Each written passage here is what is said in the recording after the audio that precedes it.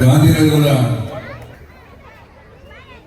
ಬೇವು ಬೆಲ್ಲ ಹೇಗೂ ಆಗ ನಮ್ಮ ಕಷ್ಟ ಸುಖ ಕೂಡ ಅವೆಲ್ಲೂ ಕೂಡ ಸಮಾನ ಹಂಚಿಕೊಂಡು ನಾವೆಲ್ಲೂ ಕೂಡ ಅಣ್ಣತಮ್ಮ ರೀತಿಯಲ್ಲಿ ಬಹಳ ಸೌಹಾರ್ದದಿಂದ ಸೌಹಾರ್ದವಾಗಿ ಎಲ್ಲ ಜಾತಿ ವರ್ಗದವರು ಕೂಡ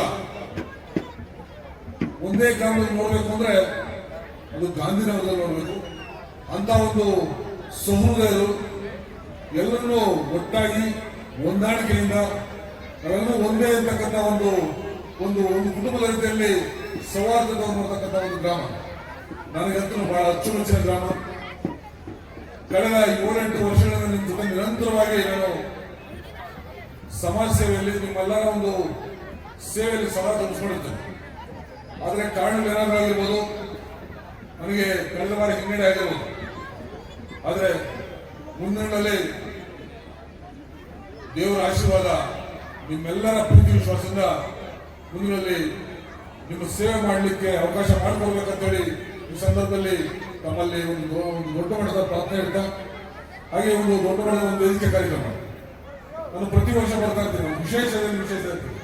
ಇವತ್ತು ಒಂದು ವೇದಿಕೆಯಲ್ಲಿ ನಮ್ಮ ಈ ಭಾಗದ ಮುಖಂಡರಾದಂಥ ನಮ್ಮ ಪ್ರವೀಣ್ ಗೌಡರು, ಹಾಗೆ ಇನ್ನೊಬ್ಬ ಮುಖಂಡರಾದಂಥ ರಾಜ್ಕುಮಾರ್ ಅವರು, ಸುಧಾಕರ್ ಅವರು, ಹಾಗೆ ನಮ್ಮ ಇನ್ನೊಬ್ಬ ನೀರಾವರಿ ರಾಜೇಶ್ ಅಂತ ಹೇಳ್ಬೇಕಂತ ನೀರಾವರಿ ರಾಜೇಶ್ ಅವರು, ಸೋಮಣ್ಣವರು, ಆಂಜಣ್ಣವರು, ಹಾಗೆ ಎಲ್ಲ ವೇದಿಕೆ ಎಲ್ಲ ಮುಖಂಡರು ಇವತ್ತು ದಿವಸ ಏನು ಸುಬ್ಬು ಇವೆಂಟ್ಸ್ ಆ ಒಂದು ವೇದಿಕೆಯಲ್ಲಿ ನಮ್ಮ ಸಹೋದರ ರೇಣುಕಾ ಅವರು ಬಹಳ ಸುಂದರವಾಗಿ ಕಾರ್ಯಕ್ರಮ ನಡೆಸಿದ್ದಾರೆ.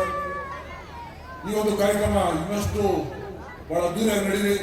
ಇನ್ನೇನು ಕರಗಮೋತ್ಸವ ಇನ್ನೇನು ಕೆಲವೇ ನಿಮಿಷಗಳು ಪ್ರಾರಂಭ ಆಗಿದೆ.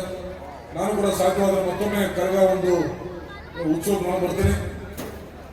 ನಿಮ್ಮೆಲ್ಲರ ಪ್ರೀತಿ ವಿಶ್ವಾಸ ಸಹಕಾರ ಸದಾ ನನ್ನ ಮೇಲೆ ನನ್ನ ಒಂದು ಸೇವೆ ಈ ಒಂದು ಭಾಗಕ್ಕೆ ಮೀಸಲಿಟ್ಟಿದ್ದೀನಿ.